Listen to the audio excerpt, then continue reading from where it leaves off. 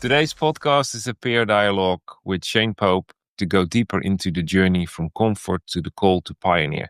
Shane is an international business director and a facilitator of personal and professional convergence. He's on a mission to redefine business as a deeply personal endeavor rooted in identity, purpose, and impact. Shane, welcome to our peer chat, our peer dialogue. Hey, it's good to be here again. Good to see you. I'm really excited, to hear what you catched up from the interview and how it resonates with you. That invitation, the call to pioneer, and actually step out of being in the comfort. Yeah. Yeah.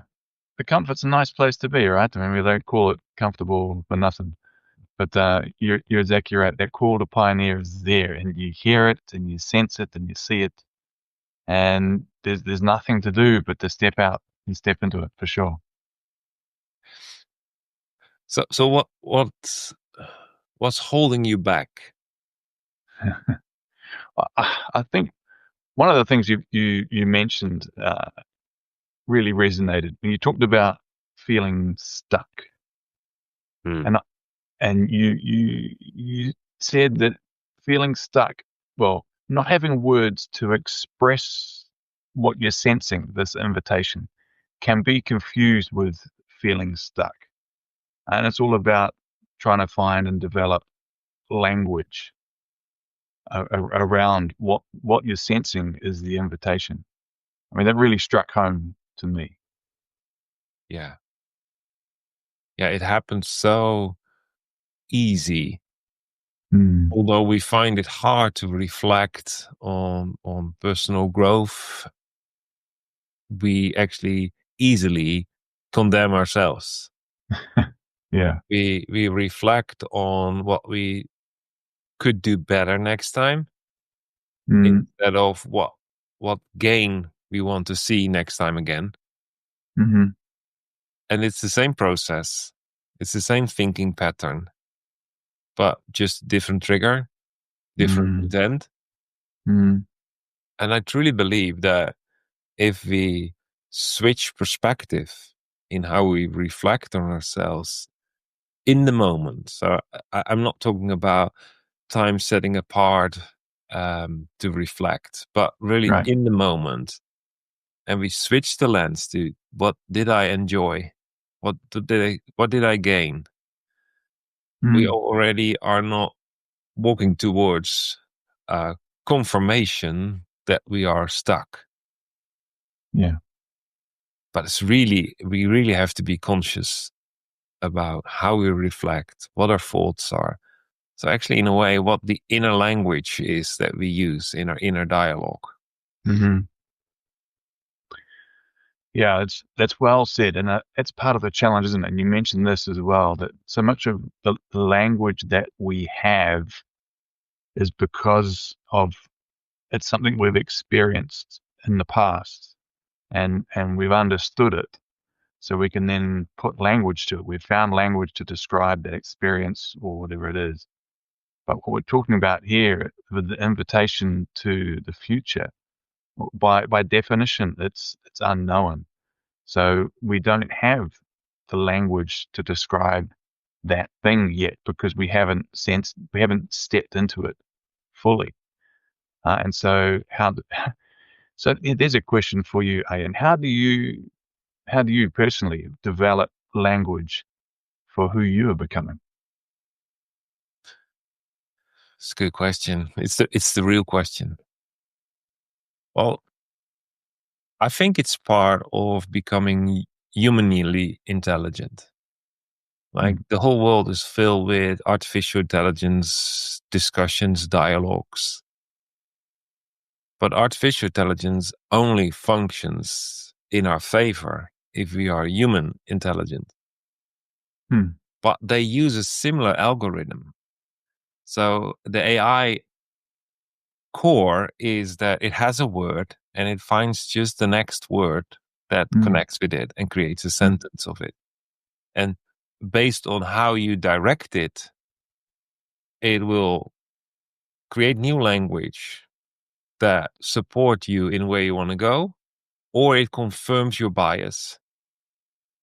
So the general note we talk about in our household is never ask it a question, always give it an assignment. So back to human intelligence, that's the same thing. If you ask yourself a question, you recall a memory. And your memories are stored by language keys. If you have the words, you can recall them. And sometimes they're triggered by emotions and smell and all those elements. But the core is that we have the words to recall them. So if if we are not intentional, we tend to fall back to a bias, a bias confirmation, instead of that we step up, step out, move forward. So intentionally looking, so it's the conscious mind, intentionally being looking for words to express what I'm about, who am I becoming, what I really sense, is not the default, but it's a habit. It's a habit to go into whatever the loophole is, the infinity loops, the spirals, the circles of thinking. As long as if it's not being stuck in a circle and it goes somewhere, and then use my discernment, my gut feeling, my heart, my soul, to, I would nearly say to judge, but that's also not the right word. But at least to discern that there is life in it. Because the moment, I'm talking about previous podcasts about that with Deb, the moment I fall back to, yeah, this seems right, or this is good. Oh no, that's not what it is. It's so hard to separate our inner dialogue from the external input. So, question is, does this give life? Does this new language, these new words, trigger me to that new words pop up? Like when we do futurizing, I tend to always fall back on using Legos to use the bricks to express visually what you sense on the inside, and then you have to start talking about it, explaining it to yourself. Start using more senses. Like seeing is believing, and you see that structure of that you made with your hands out of your what you sensed, your spirit, your heart. But now it's about finding words to express it. And what about if there are new words? And then the step is, what's the first word that pops up in my mind? Speak it. Because immediately a second word pops up. And when you speak it, a third one, a fourth one, a fifth one. So language is like, I will nearly say like popcorn. It just pops up after you have spoken the word. So it's that being courageous, trusting yourself, going the extra mile in just, do you have the courage to speak it out? Because then your mind is filled with the next word. And before you know, you have created a sentence that your brain immediately catches up with. Yes, that's what I mean. That's what I'm about. Because your brain sees it, hears it, and already changed its language. And then it sounds obvious afterwards. Right. Because you're aligned. But if you really recall your experience, it was like, do I really trust my gut feeling that it's this weird word that pops up in my mind? It's that millisecond micro thought thing that we need to partner with. And it is, we are used to partner with the micro language around fear and lack. But are we also using exactly the same mechanism and trusting the micro millisecond words around future? That's an interesting challenge because one of them, as you say, one of those is in essence comfortable. It's language that we're familiar with. Our brain has probably gone around that circuit 20 times already. That's the past. But what you're talking about here is stepping into new language to take a step up the mountain, if you like, rather than continuing to go around it.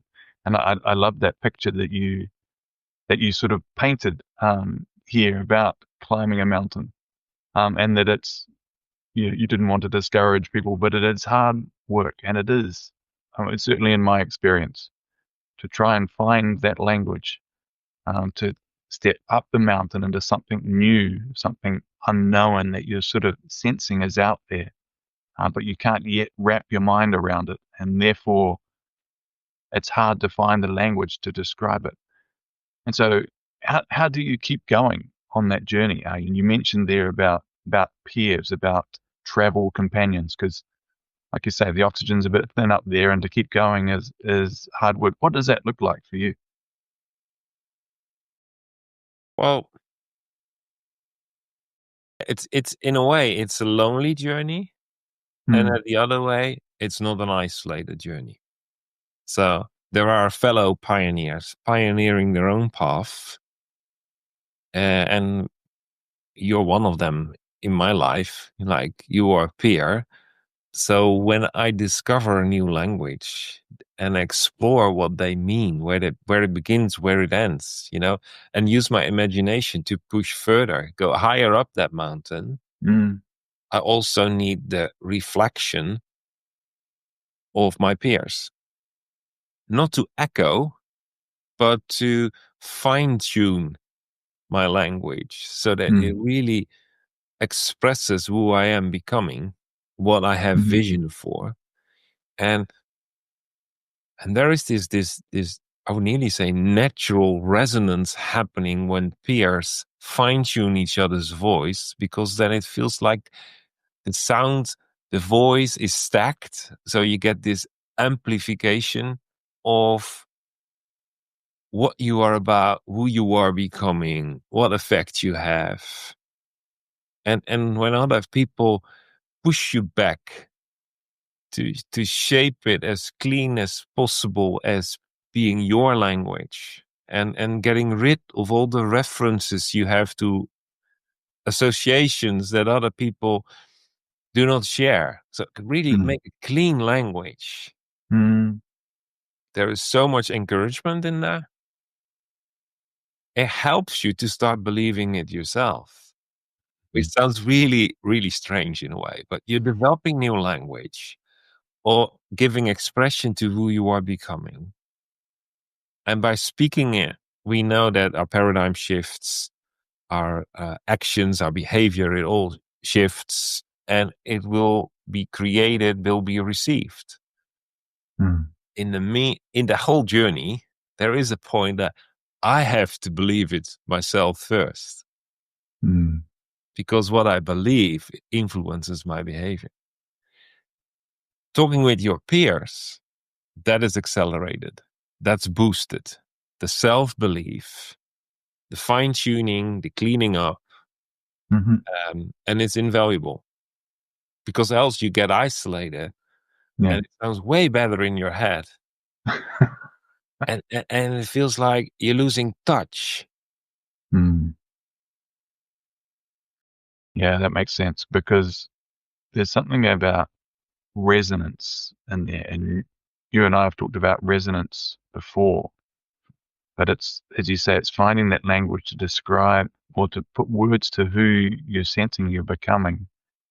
But that language has to resonate with other people for there to be impact and influence. If it doesn't mean anything to anybody else, then it doesn't help in creating those connections, and figuring out a way forward with people. Because I love what you said about the expression of identity through your creativity, adding value to others. Tell us a bit more about that. Yeah, that is a one liner I keep repeating. Mm.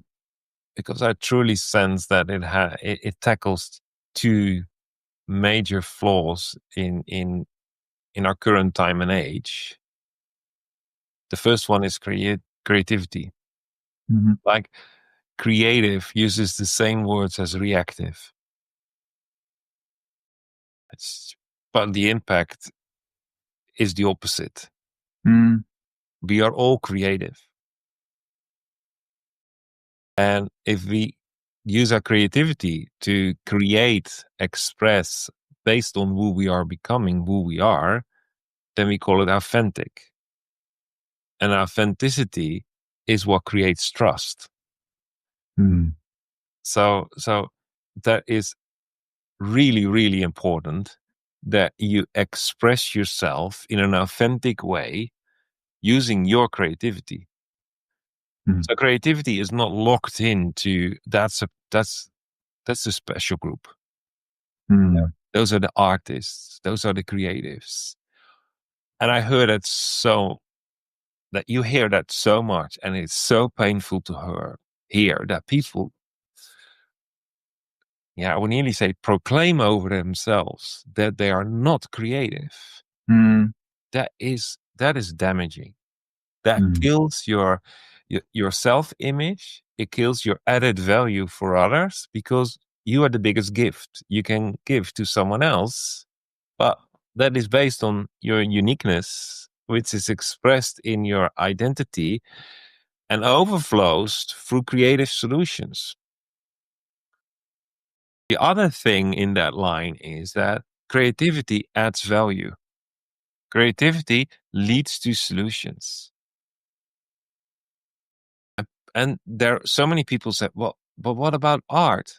Art is a creative solution for your soul. It feeds your soul.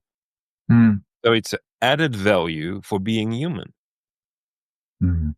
A brilliant piece of jazz, you know, makes you come alive. Mm. It resonates. You start to vibrate and you get new creative thoughts. Mm. So creativity always adds value when it's connected to authenticity.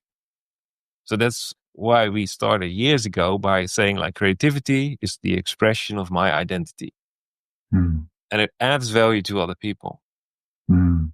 So it's not just out there for just entertainment, just expression. Now, Yeah. entertainment has value.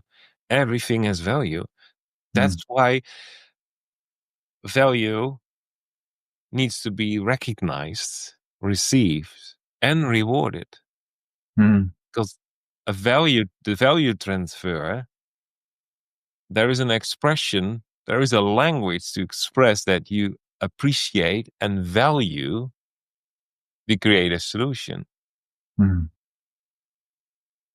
And then the funny thing is that means by you becoming you, the world goes around because you can sustain yourself by you being you and expressing you.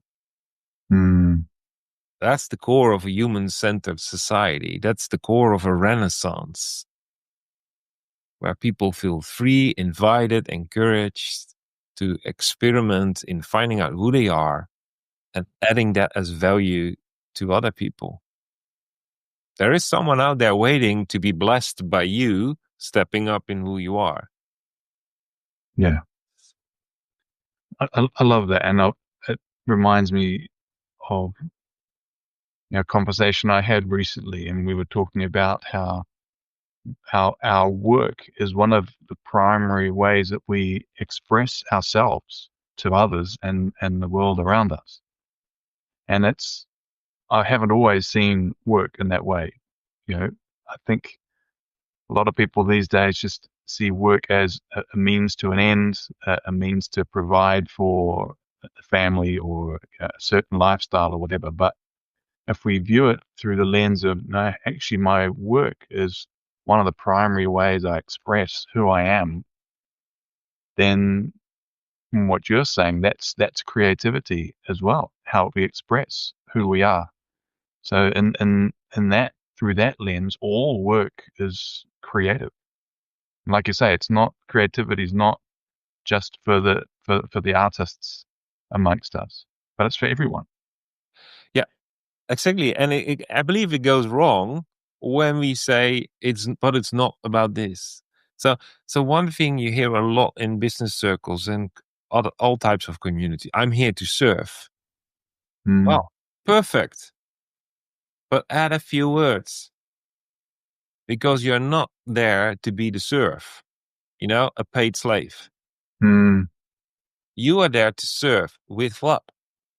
mm, With expressing your unique self, mm, which is valuable for others, that they recognize, receive, and reward. That always needs to be added to the word I'm here to serve. mm, Because if you say I'm just here to serve, it's about just servant leadership. The next thing could be it's not about me. Well, it is about you mm, because you make the difference. mm, And it is about what impact your serving have. Because the root words of serve is to help. So the whole service industry, the whole consulting industry, the advisory, all those, everything, all the way to counseling, it's all about I'm here to help.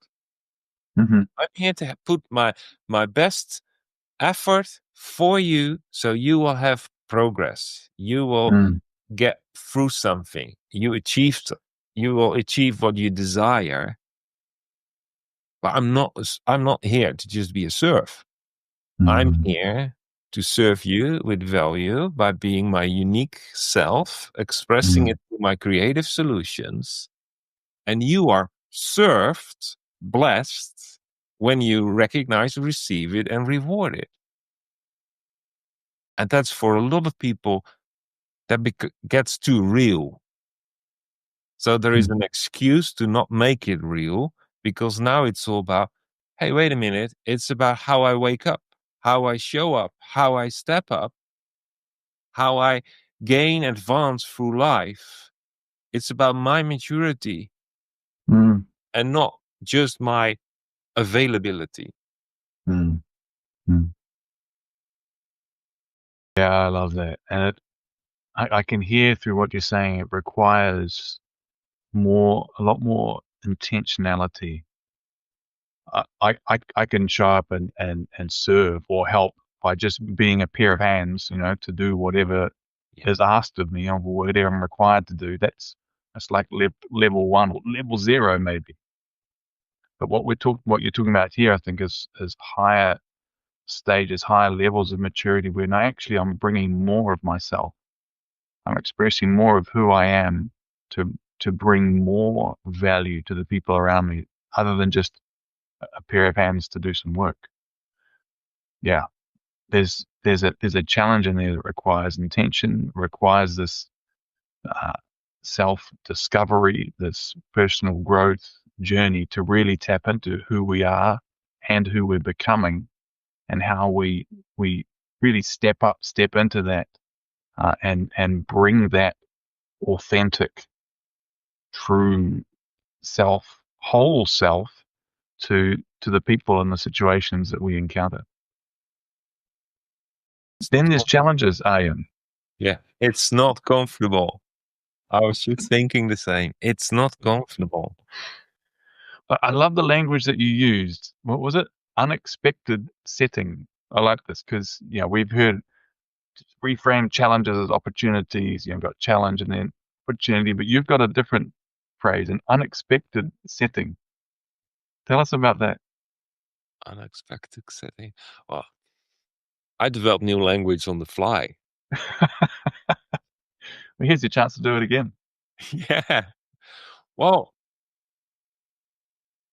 it's a bit like, and that everything is debatable because that's how we use references in our language. So when I say, well, it's being outside of the box, Mm, which goes beyond being on top of the box, then a lot of people say, well, that's already your next box. Well, being outside of my default bias mental funnel um, is unsettling mm, and it's unexpected. it's like, what if life is happening for me? We have to go through that stage in our maturity to go further in having a fulfilled life. But it's unsettling. You can't just settle. You know, and it's unexpected. See it as a gift if that happens. And don't try to get back to what was normal. Yeah. And it is a bit that timeline perspective. So many people say, but I have to be real. What's real? Reality is your perception through past memory and past experiences and language, which recalls that perspective. You decide that this is real or not real. So at most, it's a perception. And we all have a different perception. We all hear different while we listen to the same message. Because the words that come from a message, from podcasts, for a lecture, that is processed through what we currently are experiencing. And it's helping us to find language to explain to ourselves what is happening. It's mixed up with our past experience. So again, we need peers to not get into, oh, this is happening. You know? If the moment you have that thought, oh, this is happening, now I understand, your brain takes over and says, this is it. Close the book. The moment you just say, well, no, there must be more. My gut feeling, my spirit tells me like, I'm excited for more. Then why is this trigger right now? Why do I sense this emotion? Yeah. What's the invitation? What can I learn? But this is like being uncomfortable to the max. Yeah. No, exactly. And you just mentioned the word emotion, and that's what's going through my head. Is this requires quite a high level of emotional intelligence, doesn't it? To realize, I guess, to see what I'm feeling, or to sense what I'm feeling, and I guess listen to that, recognize it, but not necessarily let that then determine the next step by default. You mentioned about falling back to survival mode, and I think we do that, don't we, when we're feeling too uncomfortable, or we encounter a situation that triggers an emotion with it, connected with past memories or whatever. We can fall back to that survival mode and either sort of back out of the situation or fall back to doing the same thing I've always done because I know how to do that and it feels comfortable. But I think it requires quite a high level of emotional intelligence, a high level of courage, and I think from what we've been talking about, the ongoing support of people around us who get the discomfort and are on that journey with us, for us to continue to step up and step into. Now, hang on a second. Yeah, this is an unexpected setting, but how can I really show up? How can I leverage this as something that's happening for me to become, I guess, like a stepping stone, the next step on that journey up the mountain into my future self, into the person that I'm becoming. Yeah, and going to those maturity levels, if we take the one of survival mode, and unfortunately the next levels, they all stack. So you add maturity levels, you do not replace. It's not that you leave survival mode behind and you never get there. It's always there because you have a lizard brain. And the moment you fall back in, oh, I love to have that a dopamine rush again based on a previous success where people really appreciated me, then you're already partnering with the survival mode. Mm.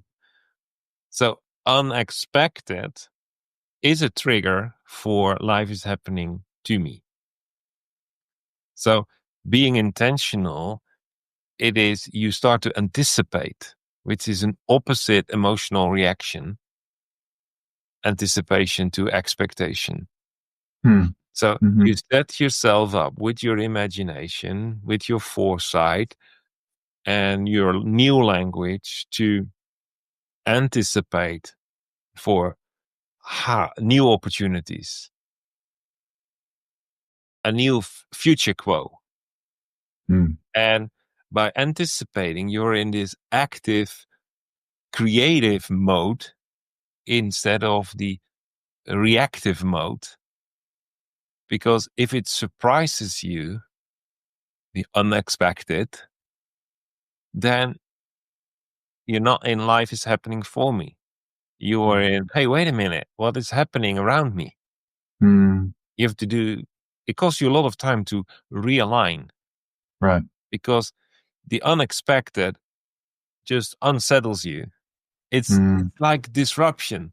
And with Mm. anticipation, it's like, hey, wait a minute, could this be what I've been looking for, waiting for, preparing for, developing for?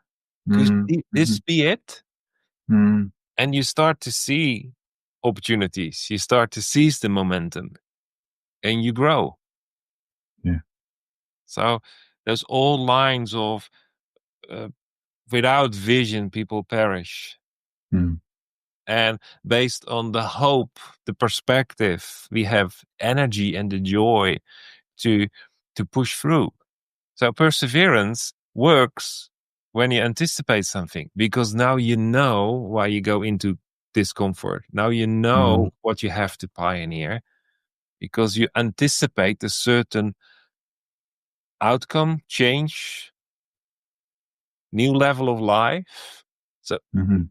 so I think it's really important that you try to work on your anticipation using your imagination, which is all that creative side of you. Some say it's the biggest part of your mind, but it's the mind not accessible by language. Mm. It's with emotion, intent, accountability.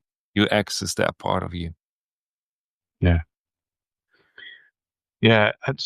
It feels like like a synergy, a bringing together. And one of the topics was around work-life balance, and I love how you shifted that from, well, work-life balance works at a stage of maturity, but we want to move beyond that into into a place of real synergy. So I guess one perhaps final question for you, Ian. If we talk about work and life, we're realizing that this is that business and personal are one and the same. It's all life.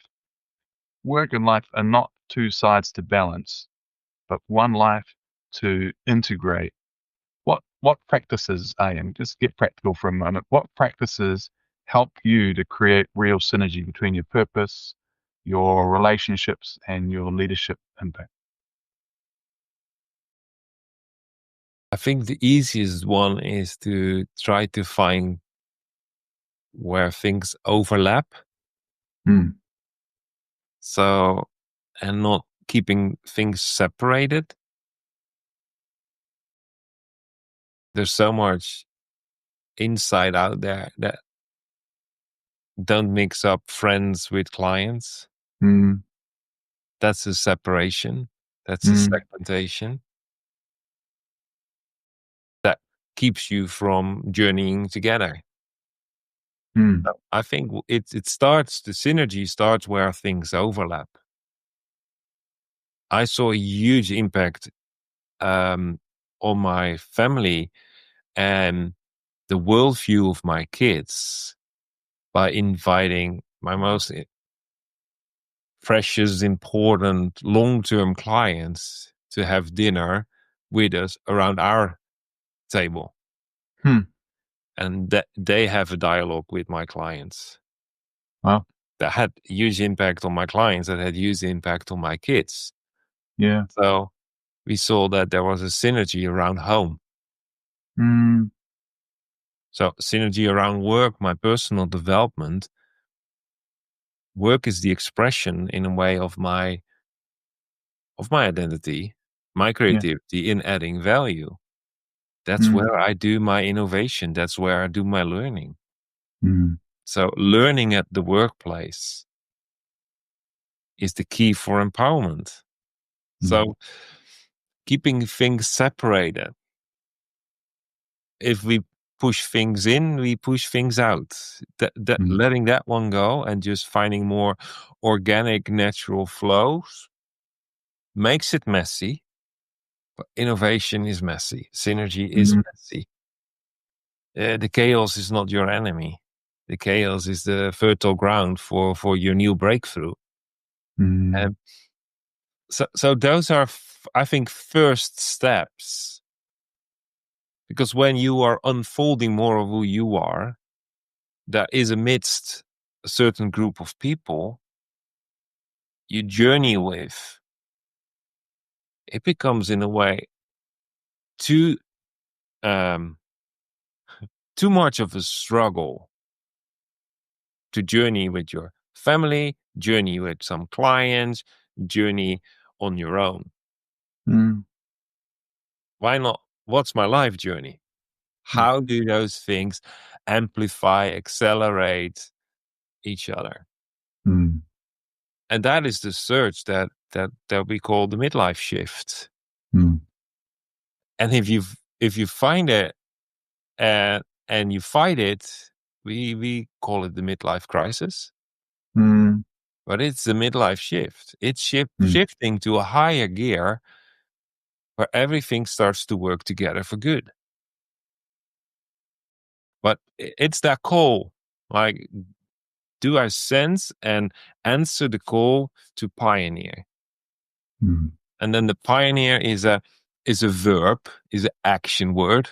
It's not a title. It's not a label. Yeah. Does that answer your question? Because it's quite a deep, comprehensive question.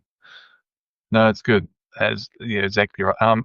It's funny, isn't it? I'm just as you're talking, I'm just my like my brain likes to think backwards, and I'm just thinking in times past when clients were invited to dinner tables in people's homes. That was used to be part of kind of doing business.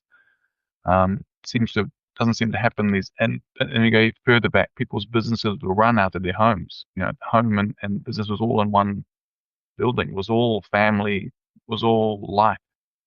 I think where we are in a place in society now that seems that separation is quite significant. And it's interesting to think about how life will change if we can bring those two things back together again, create some more synergy and just call it all life. It's all life. Yeah, and we tend to use the work-life balance concept quite frequently for the last 20 plus years, Hmm. before never. Hmm. And it is something that you need to achieve. Hmm.